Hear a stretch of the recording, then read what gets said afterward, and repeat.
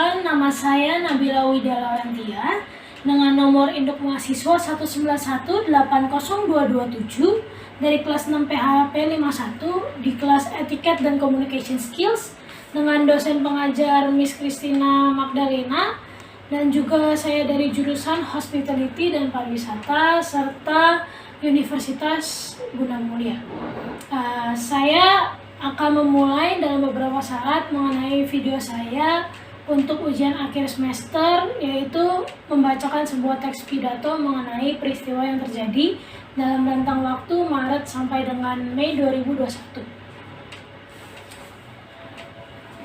Indonesia merupakan negara yang berada di garis khatulistiwa dan diapit oleh dua samudra, yaitu Samudra Hindia dan Pasifik, dan juga terletak di antara dua lempeng tektonik, yaitu Asia dan Australia. Karena hal tersebut, Indonesia dilimpahi dengan tanah yang subur, langit cerah sepanjang tahun, dan curah hujan yang mencukupi. Akan tetapi, akibat lokasi geografis tersebut, Indonesia menjadi suatu negara yang rentan terhadap bencana alam, yaitu kebakaran hutan, lalu ada juga gunung meletus, tsunami, dan juga banjir. Salah satu bencana alam yang akan saya sampaikan mengenai pidato ini adalah banjir. Pada beberapa bulan ini dan bulan terakhir ini di Indonesia, dari awal Januari sampai dengan Mei, khususnya di daerah-daerah tertentu, setiap tahunnya terjadi curah hujan yang sangat lebat dan akibatnya mengakibatkan sebuah banjir di daerah-daerah tertentu. Banyak hal yang menyebabkan banjir, seperti membuang sampah tidak pada tempatnya, selokan yang tidak dibersihkan, dan juga menebang pohon.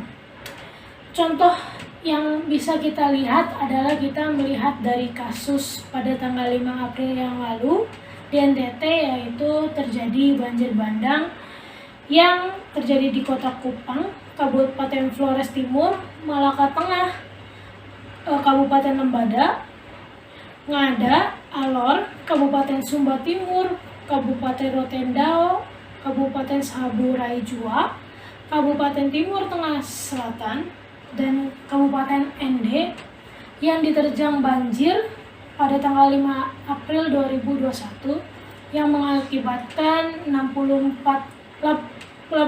orang tewas dan 70 orang sedang dicari. Nah, dampak dari hal tersebut, dari banjir bandang tersebut adalah kita sebagai manusia mengalami kerusakan alam ataupun mengalami rasa sedih karena teman-teman dan kawan-kawan kita harus melewati hal-hal tersebut yang sebenarnya itu yang bisa jadi sebuah bencana bagi kita sebagai masyarakat. Dampak-dampak yang didapatkan oleh masyarakat banjir bukan hanya di NTT tetapi juga di seluruh Indonesia adalah kita mengalami kerusakan berat baik dari rumah, fasilitas umum, prasarana, dan benda-benda berharga yang kita tinggalkan. Apa yang harus kita lakukan pada banjir? Tentu kita harus menjaga lingkungan kita. Apakah kita bisa menyalahkan pemerintah mengenai bencana alam tersebut? Tentu tidak bisa, karena kita sebagai manusia juga mempunyai peran yang penting untuk menjaga lingkungan kita agar mencegah diri kita dari sebuah banjir atau bencana alam. Lalu juga kita ada juga penyebab-penyebab banjir, bukan hanya buang sampah tidak pada tempatnya, tetapi juga penyebab banjir juga bisa karena overbank atau kelebihan muatan pada sungai sehingga meluap dan melebar ke jalanan dan rumah-rumah, atau bendungan yang sudah tidak dapat menampung air lagi, dan juga curah hujan yang lebat bisa mengakibatkan sebuah banjir pada suatu daerah tertentu.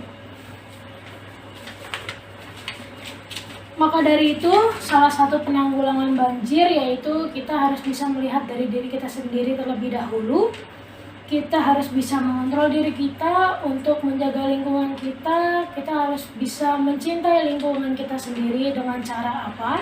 Dengan cara kita bisa mulai membuang sampah pada tempatnya, kita mulai bisa membersihkan selokan kita, dan juga kita bisa membantu menanam pohon-pohon pada sebuah lingkungan-lingkungan yang membutuhkan pohon, karena pohon sangat penting dan sangat berperan penting pada banjir, untuk menanggulangi banjir, karena pohon menyerap air-air yang terdapat dalam tanah-tanah sehingga mengurangi adanya banjir yang terjadi di daerah-daerah tersebut.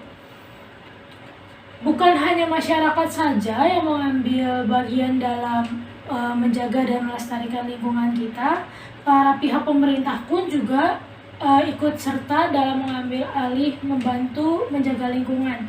Seperti mereka mulai membersihkan selokan-selokan dan sungai-sungai yang ada, mereka juga melakukan tebang pilih ataupun reboisasi, dan juga mereka berperan menciptakan bendungan-bendungan baru untuk menampung air-air hujan, agar air hujan tersebut tidak langsung turun ke kota-kota atau daerah-daerah yang rentan banjir. Dengan begitu, kita sebagai masyarakat harus bisa sadar diri atau mengambil peran dalam menjaga lingkungan agar terhindar dari banjir dan bencana alam. Cara-cara untuk terhindar dari banjir dan bencana alam, kita juga bisa mulai mempersiapkan barang-barang berharga kita jika sudah mulai ada tanda-tanda bencana banjir ataupun tanda-tanda bencana yang lainnya. Untuk mengatasi banjir, kita juga bisa pergi ke dataran tinggi untuk meminimalisir adanya kecelakaan-kecelakaan yang disebabkan oleh banjir. Kita juga sebagai manusia juga selain sadar dengan lingkungan, kita juga harus bisa mengambil peran-peran kecil dalam mencegah bencana alam, apalagi banjir, karena pencegahan tersebut bisa menyelamatkan segelintir masyarakat ataupun hampir semua masyarakat yang terkena dampak-dampak dari banjir tersebut. Kita bisa mulai dengan cara membuang sampah pada tempatnya, dan juga menanam pohon, serta menjaga lingkungan kita dan melestarikan lingkungan kita. Sekian dari pidato saya, maaf jika ada salah-salah kata dan ada kata-kata yang tidak berkenan maupun ada kesalahan-kesalahan kata. Saya ucapkan terima kasih dan sampai jumpa. Pada waktu 1 menit ke depan, saya akan menampilkan sebuah video mengenai banjir bandang yang terjadi di NTT pada tanggal 5 April 2021 dengan durasi 1 menit. Silahkan menonton dan mari kita sama-sama sadar diri mengenai bagaimana pencegahan banjir dimulai dari diri kita sendiri. Terima kasih.